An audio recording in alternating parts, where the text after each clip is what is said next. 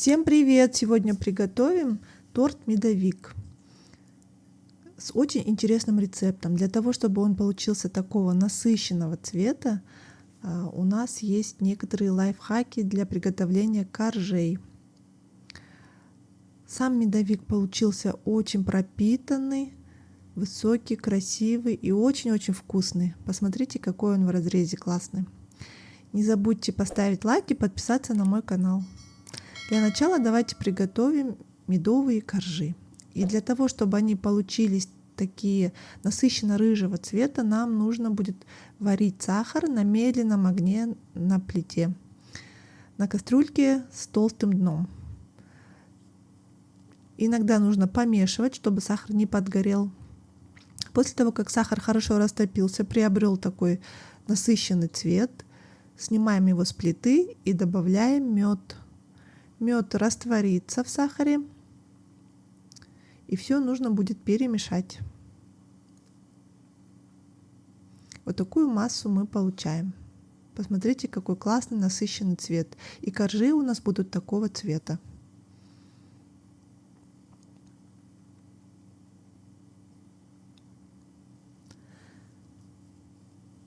Далее сюда добавляем сливочное масло комнатной температуры. Масло нужно будет заранее вытащить с холодильника. Кладем в сахар, все тщательно перемешиваем. В отдельной чаше перемешиваем 2 яйца. Добавляем нашу массу с кастрюльки. Все соединяем и размешиваем.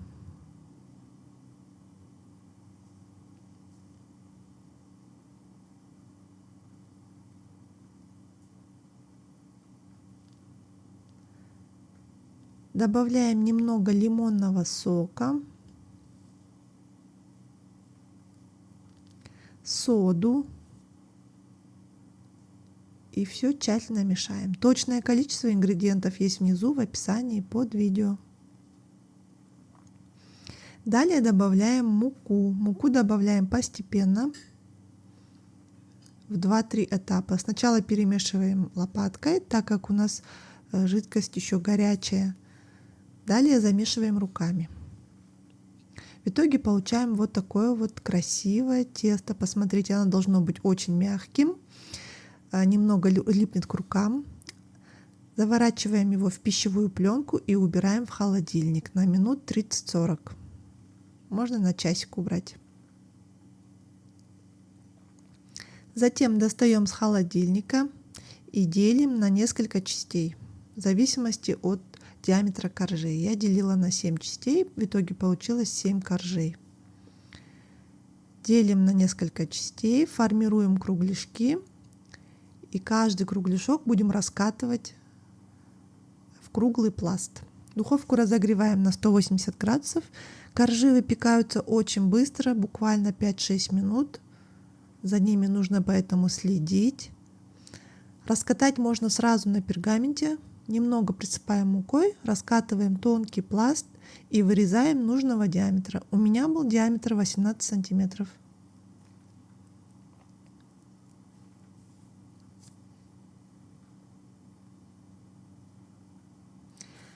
Вырезаем и края сразу оставляем на пергаменте. Края у нас пойдут для обсыпки торта, они нам еще понадобятся. Также не забываем проколоть корж вилкой, чтобы он у нас не вздулся, чтобы был ровный. Прокалываем полностью вилкой, отправляем в духовку на несколько минут. Коржи выпекаются очень быстро. В итоге получили вот такие вот коржи. Их получилось 7 штук. Края мы оставили для посыпки торта, их нужно измельчить. Теперь можем приготовить крем. Для крема в этом медовике будем использовать сахарную пудру, вареную сгущенку и сметану. Сметанный крем самый вкусный для медовика. Сметану я взяла 30% густую. Если есть лишняя жидкость, лучше ее слить. Тогда крем получится густой. Хорошо будет держать форму. Все перемешиваем миксером, получаем такой крем. Теперь собираем наш тортик. Для этого на подложку либо на тарелку кладем немножко крема. Снизу я вот так вот расстелила пергамент для того, чтобы нашу тарелку не замарать, потому что мы будем делать посыпку из крошки. И собираем наш тортик. Каждый слой обмазываем обильно кремом, 2-3 столовые ложки. И складываем коржи.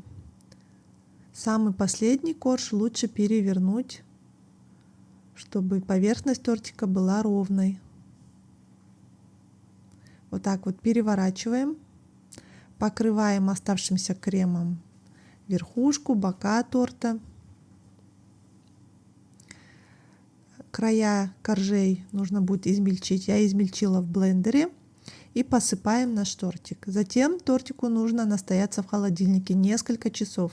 Чем больше, тем лучше. Можно оставить его на ночь, тогда он отлично пропитается и будет очень мягкий, пропитанный, вкусный.